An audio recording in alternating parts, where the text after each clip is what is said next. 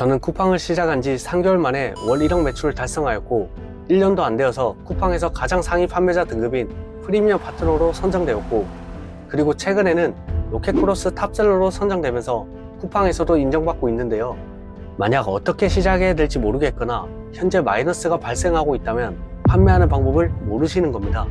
그래서 오늘은 제가 어떻게 빠르게 매출을 올리면서 쿠팡에서 인정받을 수 있었는지, 소싱부터 광고까지 반드시 알아야 하는 필수 사항들을 전부 알려드리겠습니다. 소싱에서는 두 가지는 반드시 아셔야 하는데요. 바로 시장성과 가격입니다. 저희가 판매하는 상품이 판매 능력이 부족해서 많이 못 파는 게 아니라 시장성 자체가 작아서 판매량이 작을 수도 있습니다. 그래서 소싱하기 전에 시장성 조사를 하셔야 하는데요.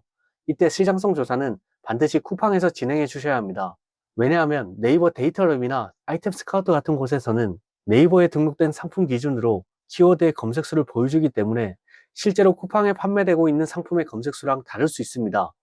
예를 들어 청바지라는 키워드가 네이버 데이터상으로 검색수가 하락하고 있을 경우 실제로 청바지의 수요가 줄어들어서일 수도 있지만, 고객들이 청바지 제품을 네이버가 아니라 쿠팡에서 많이 검색하고 구매를 해서일 수도 있습니다. 이럴 경우에는 네이버 검색수는 하락하지만 쿠팡 검색수는 올라갈 수 있기 때문에 반드시 쿠팡에서 시장성 조사를 해주셔야 합니다. 네이버 데이터로는 내가 소싱하는 제품이 특별한 시즌성이 있는지 여부만 체크해 주시면 됩니다. 쿠팡은 특정 키워드의 검색수를 공개하고 있지 않기 때문에 리뷰수와 조회수를 활용하여 시장성 조사를 해주시면 되는데요. 바로 예시를 들어서 설명드려 보겠습니다. 제가 만약 청바지 제품을 판매한다고 가정한다면 쿠팡에서 메인 키워드인 청바지라고 검색하시고 리뷰수가 많은 상위 판매자 상품을 클릭해서 리뷰 페이지로 가서 최신순으로 정렬해 보시면 리뷰가 20일에 2개가 달렸고 19일에 2개, 16일에 2개, 15일에 3개가 달렸는데, 저는 보통 25개가 팔렸을 때 리뷰가 1개 달린다고 가정하는데 역산해 보면 하루에도 약 50개 정도가 팔린다는 것을 알 수 있는데요. 그런데 만약 메인 상품의 리뷰 개수가 너무 적으면 리뷰수로 판매량을 계산하기 힘들 수 있는데요. 이럴 때는 조회수를 이용하시면 됩니다. 조회수를 이용하시는 방법은 상품 관리에 카탈로그 매칭 관리에서 아무 상품이나 매칭 상품 찾기를 클릭하시고 매칭 상품 검색을 클릭하시고 마지막으로 메인 키워드를 입력하시면 되는데요. 예를 들어 청바지를 입력해서 판매량 순으로 정렬해 보시면 청바지 제품들의 조회수를 모두 볼 수 있는데, 조금 전에 리뷰수로 계산했었던 청바지 제품의 페이지 조회수가 약 28,000 정도 되는데요. 페이지 조회수는 해당 상품을 최근 28일 동안 클릭한 수를 말하는데요. 28,000명이 들어와서 실제로 구매까지 이루어진 전환율을 약 5%로 계산해 보면 28일 동안 약 1,400개가 판매되었고 28일로 나누어 주면 하루에 약 50개가 판매되는 것을 예상할 수 있습니다. 이렇게 시장성 조사를 마쳤으면 이제 내가 선택한 상품의 가격을 정해야 하는데요. 저는 상품을 소싱할 때 원가의 비중을 판매가의 약 25% 이하로 설정하는데요. 왜냐하면 판매가에 따라 다르겠지만 일반적으로 1, 2만 원대의 제품이라면 그로스 수수료가 약 30% 정도 되기 때문에 원가의 비중을 25% 이하로 소싱을 하여야 광고비를 포함한 마진율이 45% 이상 나오기 때문입니다. 예를 들어 도매국에서 소싱한다고 가정하면 내가 팔려는 제품의 메인 키워드를 상품명 란에 입력하시고 가격대를 내가 정한 판매가의 약 25%의 금액을 입력하시고 배송은 국내 배송을 체크해서 검색했을 때 나오는 제품들 중에 판매하고 싶은 제품으로 소싱해 주시면 됩니다. 기획은 말만 들으면 어려울 것 같지만 실제로는 딱 한 가지만 기억하시면 되는데요. 바로 고객의 관점으로 바라보는 것입니다. 우리가 막상 내 제품을 판매할 때는 내 제품에 대해서 많은 장점들을 찾아내고 그것들을 전부 표현하려고 하는데요. 하지만 너무 많은 장점들을 나열하기보다는 실제로 고객들이 원하는 것이 무엇인지를 정확히 조사하고 그것을 명확하게 전달하는 것이 더 중요한데요.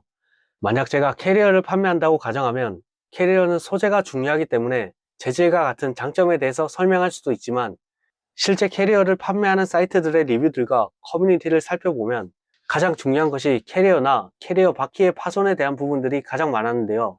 그러면 우리는 우리가 판매하는 캐리어가 좋은 소재와 그립감, 잠금 장치 등 여러 가지 장점이 있겠지만 가장 중요한 캐리어와 캐리어 바퀴의 파손에 대해서 안전하다는 것을 표현해 줘야 하는데요. 파손에 대한 부분은 이렇게 단순히 글자로 설명하기보다는 이렇게 망치로 캐리어나 바퀴를 치는 영상이라든지 캐리어에 직접 올라가서 발름 영상을 보여주는 것도 좋습니다. 중요한 것은 고객들이 걱정하고 고민하는 내용들에 대해서 확실하게 해결해 줄 수 있다는 것을 직관적으로 표현해 주는 것입니다. 상품을 소싱하고 기획까지 잘 하셨다면 노출수를 올리기 위해서 광고를 집행하실 텐데요. 여기서 주의하셔야 할 점은 쿠팡은 광고비가 후정산 시스템이어서 내가 광고비를 먼저 지불하는 것이 아니라 내가 정산받을 금액에서 자동으로 차감되는 구조여서 실제로 내가 광고비를 사용하고 있는지 잘 체감이 되지 않을 수 있습니다. 그래서 광고를 집행만 하고 광고 보고서를 통해서 내 상품에 대해서 분석을 하지 않는 실수를 할 수 있는데요. 쿠팡 광고는 진행하는 것보다 진행한 후에 내 상품에 맞춰서 광고를 세팅해 주는 것이 더 중요한데요. 그러면 어떻게 내 광고를 분석하고 세팅해야 되는지 설명해 보겠습니다. 먼저 쿠팡 광고는 크게 두 가지 형태로 고객들에게 노출이 되는데요. 바로 검색 영역과 비검색 영역입니다. 검색 영역은 그림과 같이 고객이 해당 키워드를 검색하였을 때 검색 결과 페이지 상단이나 배너에 노출되는 것을 말하고, 비검색 영역은 키워드와 관계없는 상품 페이지 상단이나 카테고리 페이지나 장바구니 페이지 등에서 노출되는 것을 말하는데요. 광고를 진행한 후에 내 상품이 검색 영역과 비검색 영역 중 어디에 광고비가 많이 추출되었고 그 광고 효율은 어떠했는지를 반드시 보셔야 합니다. 예를 들어 제가 청바지 제품을 광고를 진행했다고 가정하면 우선 제가 저번에 업로드한 쿠팡 광고 관리 영상에서 설명한 대로 광고 보고서를 다운받아서 엑셀 양식을 영상 내용대로만 정리하시면 이렇게 최종본이 만들어지는데요. 여기 광고비를 지출한 비율을 보시면 비검색이 83%, 검색이 17% 사용했는데 실제 매출 비율은 비검색이 72%, 검색 영역이 28%가 나왔는데요. 종합해보면 비검색 영역은 광고비를 많이 사용했는데도 불구하고 매출은 줄었고, 검색 영역은 광고비를 적게 사용했는데도 매출이 많이 증가하였는데요.